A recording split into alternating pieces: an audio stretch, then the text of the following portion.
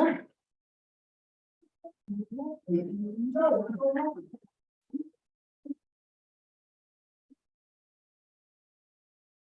Music could be good. All right, good afternoon, everybody. Officer, please, meeting at the City Hall in IB.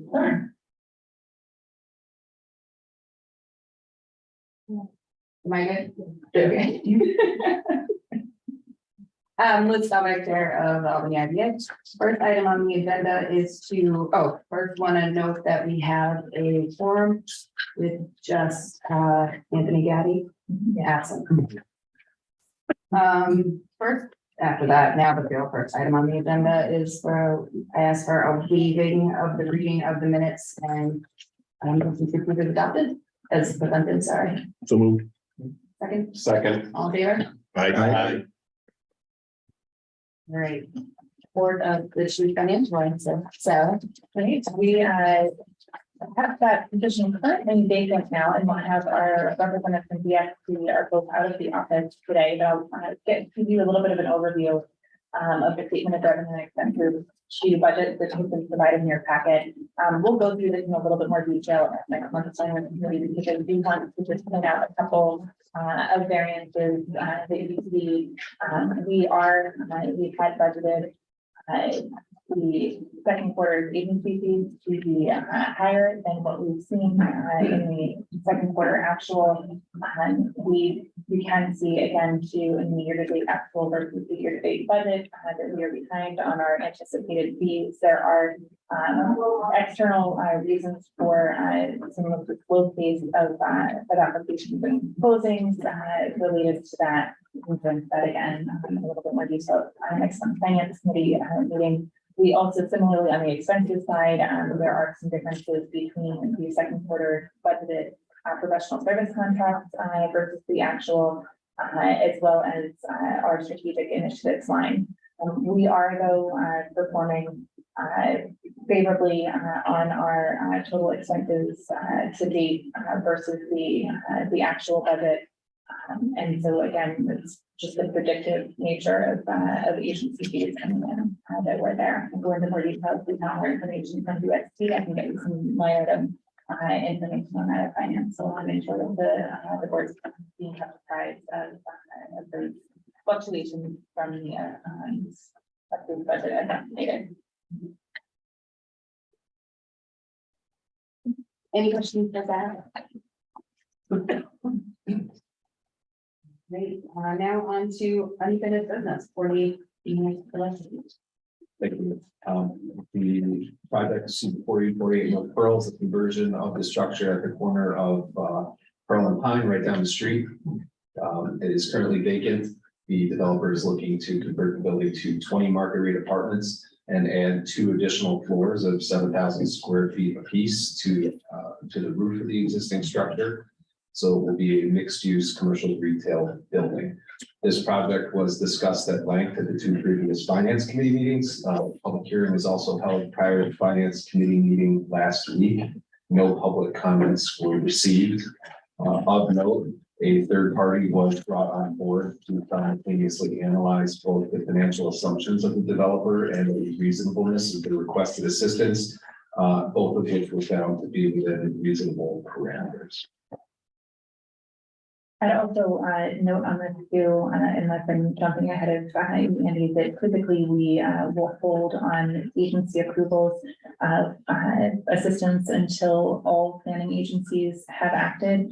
Unexpectedly, the HRC, the Historic Resources Commission of the city, is reviewing this now and did hold on their approvals at their last meeting. Was expected to have passed.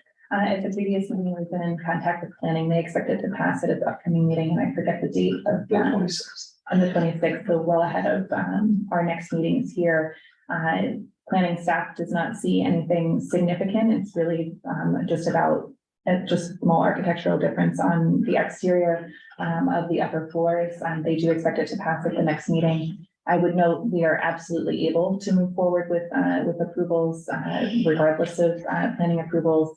If for some odd reason they did not receive HRC approval for this, they would not be able to pull building permits for the project and therefore would not be able to take any of the agency's benefits of truth on that. So in that, because of that, staff is comfortable recommending to be able to review this and take action today. We also do a project representative here with us today to answer any outstanding questions that you may have. Having gone through this so many times, I don't have any questions. All right, then we'll start with the going through the resolution. Yeah. Okay. May I get a motion on the secret resolution? May I get a second? Second. All in favor? Aye. Now, may I get a motion on the commercial finding resolution? So moved. May I get a second? Second. All in favor? Aye. I get a motion on the pilot deviation approval resolution. So moved. Second, Oh, sorry. So we have Chris, fun here we have today. Chris Everyone joining the on, fun. on the second there and taking discussion prior to the vote. We do typically walk through anytime that there's a deviation requested from the agency. Making sure that the board pauses a moment to document the rationale for the deviation from our universal tax exemption policy. We do have a cost benefit analysis provided in the packet and the documents. Those will also be part of the record, part of the project approvals and agreements. We have also talked through the project evaluation systems frameworks scoring for strategic value for the project as well as the project's financial need going through that standard and the financial analysis on the project to ensure both of the project merits the deviation as well as financial need for the deviation requested as well. I just also add that, I don't know if this was mentioned before, but the net benefit to the taxing jurisdictions is over $550,000 over the course of the pilot. So the tax collector is happier. all right, we have a motion and a second, all in favor? Aye. Yes. Final, may I get a motion on the approving resolution? So moved. Can I get a second? Second. There we go, all in favor? Aye. Thank you very much.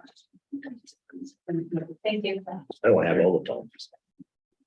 All right, under new business, we have Renaissance Corporation of Albany, a resolution consenting to appointment of remarketing agent. Thank you, Joe, please supplement.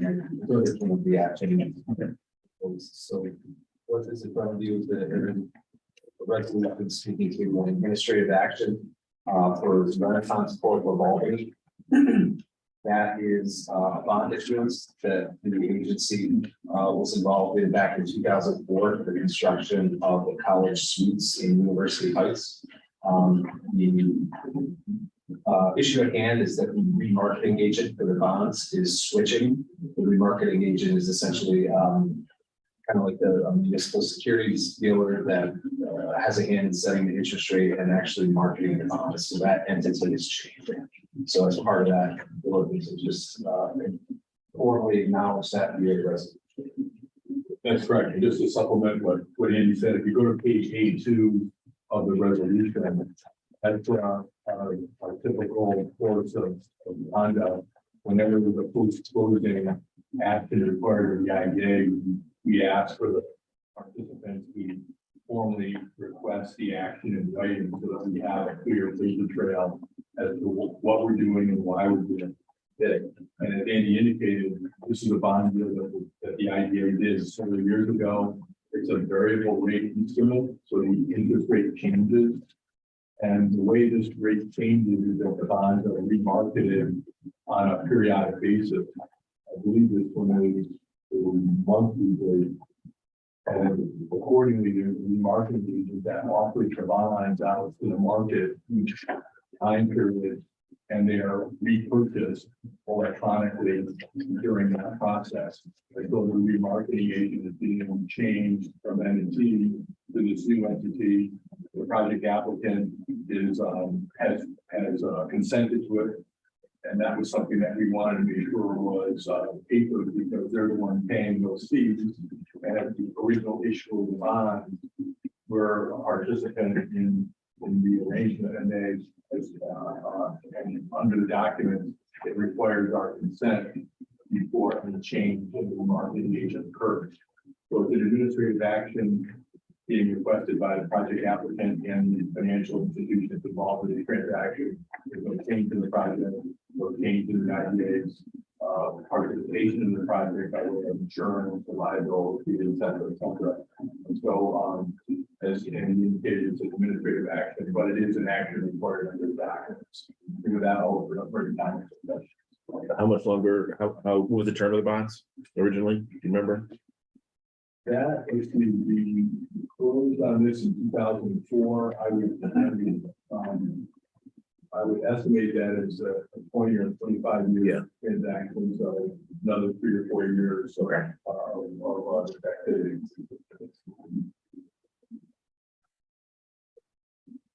Any other questions, for Joe or Randy? No further questions. All right, may I get a motion? So move. Wait a second. Second. All in favor? Aye. On to the agency update.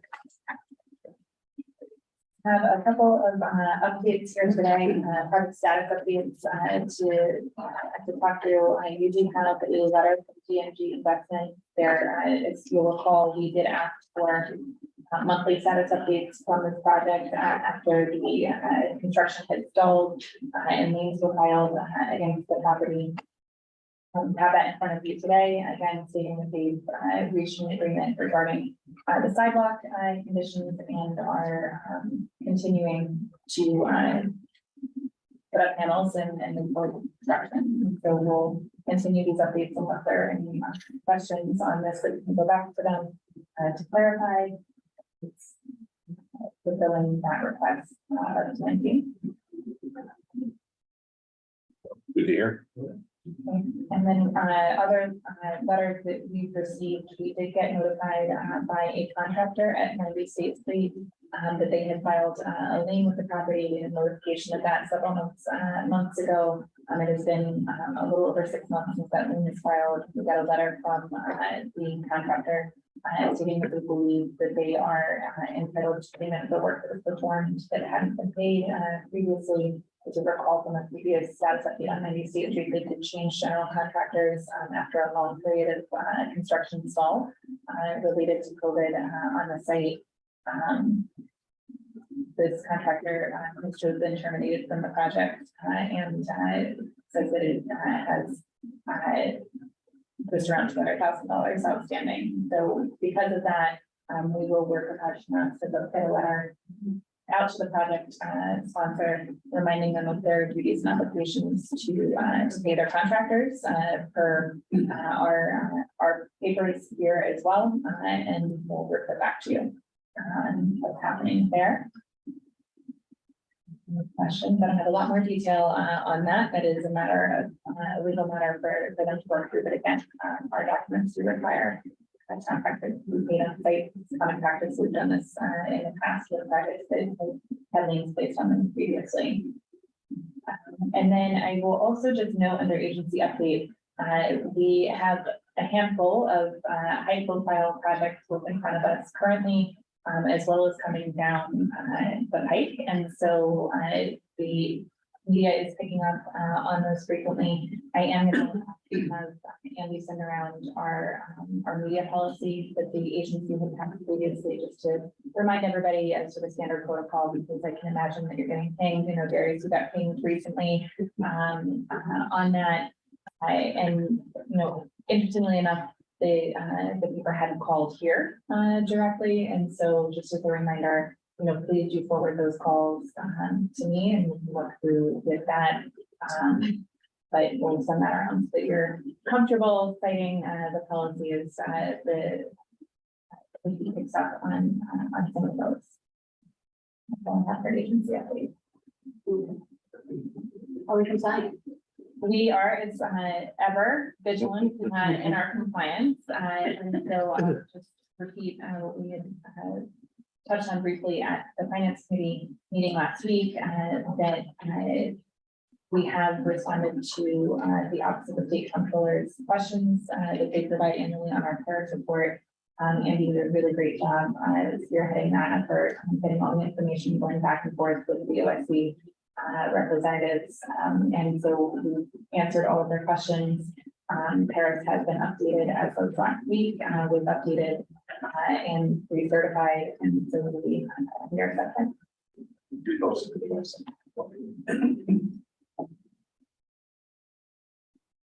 Okay. Is there any other questions or any items for discussion? All right, may I get a motion to adjourn? So move. Second, Second. all in favor? Aye. Thanks, everybody.